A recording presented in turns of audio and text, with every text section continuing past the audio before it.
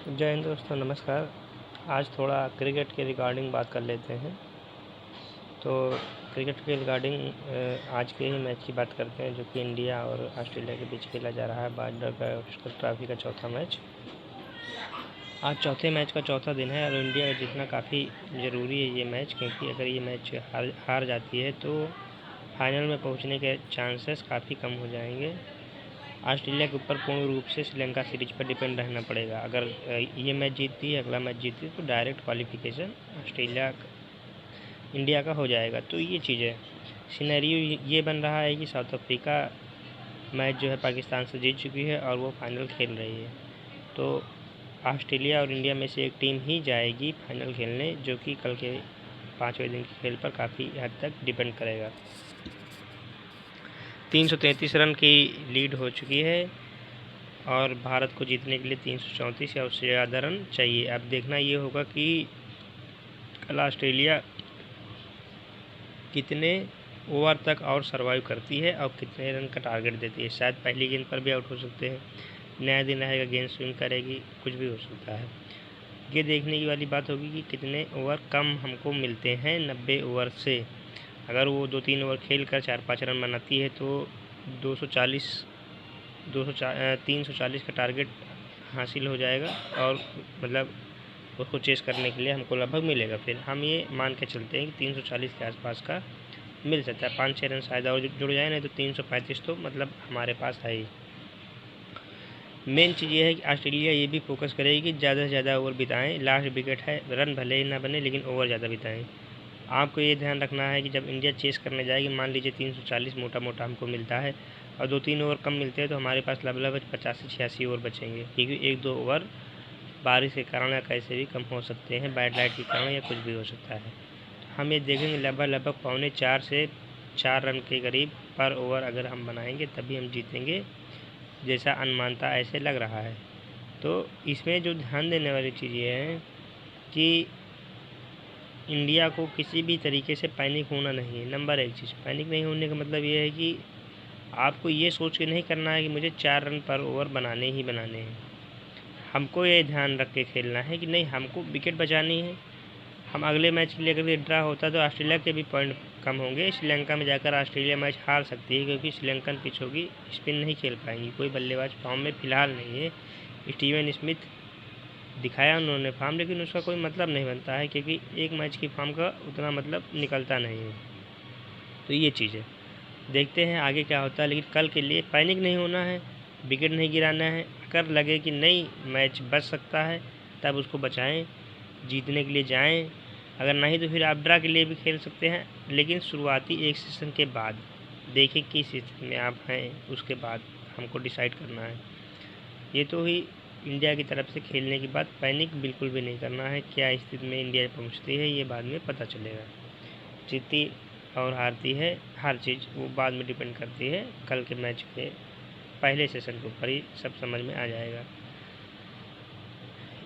Australia की तरीके से अगर हम बात करें तो ऑस्ट्रेलिया के लिए ये अच्छा है कि ऑस्ट्रेलिया जीते या हारे, मैं पैट कमिंस को एज ए कैप्टन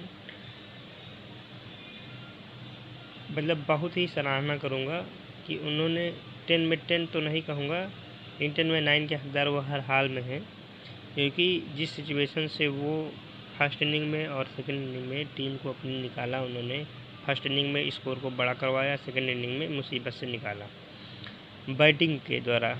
बॉलिंग की तो उनकी बात अलग है, बैटिंग के द्वारा जिस हिसाब से वो निकाला है वो वास्तव में जीत के हकदार हैं। इंडिया जीत जाए तो अलग की चीज़ है, लेकिन जो कैप्टन हकदार होना चाहिए, जिसने मेहनत ज़्यादा की है, वो पैट कमिंस ने कप्तानी के तौर पर। भारत की तरफ से तो सिर्फ एक ही खिलाड़ी खेल रहा है, वो है जसप्रीत बुमराह। बुमराह का इफ़र्ट जो है अन्य से कई गुना ज़्यादा है, तो आप इतना लोड उसके ऊपर डाल दिए हैं कि वो अगर थक गया है, वो विकेट नहीं निकाल पाता, तो आप लास्ट विकेट भी नहीं निकाल पाते हैं। तो ये कंडीशन है भारतीय टीम की इसमें। तो ये चीज़ है कि मैं अगर मैच हारती भी है तभी पैट कमिंस को मैं अप्रिशिएट करूँगा, क्योंकि उसने दिखाया है कि किस तरीके से कम पिछली कई सीरीज़ों की तरह जो ऑस्ट्रेलिया में हुई हैं 2 सीरीज़ जो हम जीते हैं, उसमें बिल्कुल भी क्लूलेस कप्तानी हुई थी। बिल्कुल भी आप हथियार डाल दिए थे। आज उन्होंने जब से वो कप्तान बने हैं अपने ऊपर कम से कम ज़िम्मेदारी तो लेते हैं, उस हिसाब से बैटिंग तो करते हैं। बाद में हार जाएँ वो अलग चीज़ है। तो इसी तरह की कप्तानी और इसी तरह की ज़िम्मेदारी रोहित शर्मा को लेनी होगी अपने कंधों पर और टीम को आगे लेके चलना होगा।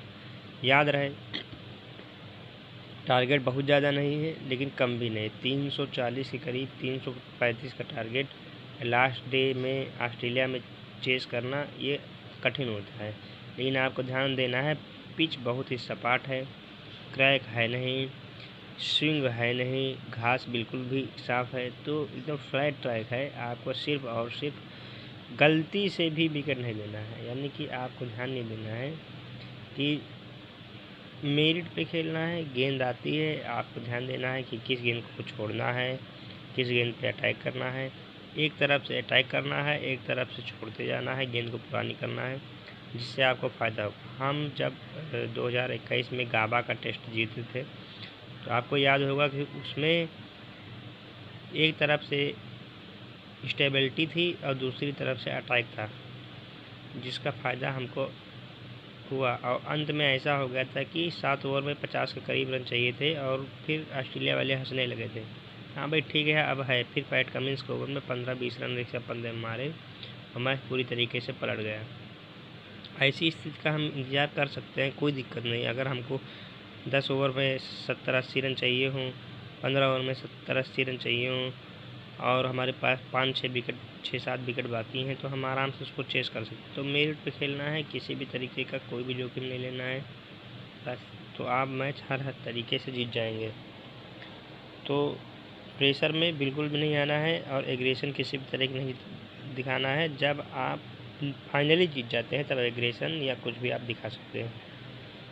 ऑस्ट्रेलिया की तारीफ़ बनती है कि जिन्होंने पूरा आज का दिन सर्वाइव कर लिया। कल वो आएंगे, फिर बैटिंग करेंगे, फिर टीम वापस जाएगी, 5 मिनट 10 मिनट का ब्रेक होगा, 5 मिनट का, तो 2-3 ओवर का लॉस होगा। अगर आप पहले तो इन बातों का आपको बिल्कुल भी ध्यान रखना है। तो मेरी ये सजेशन है कि अपने मेरिट पे खेल के मैच जीतें।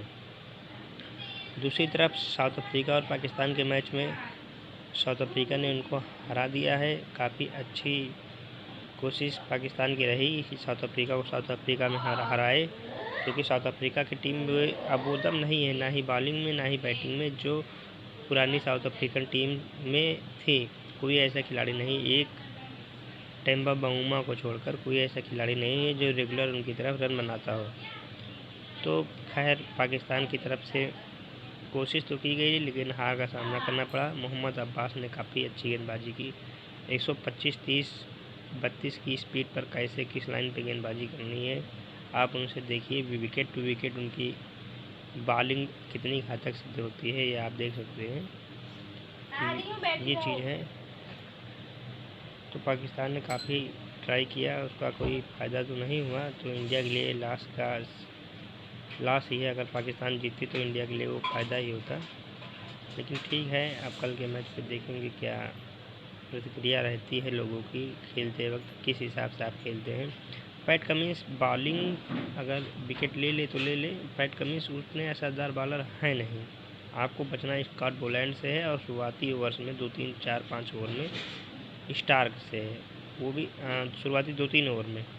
फिर आप आराम से खेल जाएंगे, क्योंकि पैट कमिंस में वो जो आए थे, यंग आए थे, तो एक्शन उनका दूसरा था, उसमें चेंजिंग आई और इंजरी के कारण उसके बाद फिर वो आए, उस हिसाब की बॉलिंग उससे हो नहीं पा रही है। मैंने पहले बताया था कि पैट कमिंस जो है, जो फिंगर से उस हिसाब से गेंद निकलती नहीं, सीम का इस्तेमाल नहीं कर पाते, हिट द डेक बॉलर हैं, बाउंस और उछाल से ही दिक्कत पैदा करते हैं। तो इन सब बातों को ध्यान देना है कि प्रेशर में नहीं आना है, बिल्कुल रिलैक्स मूड में खेलना है, आराम से रन बनेंगे।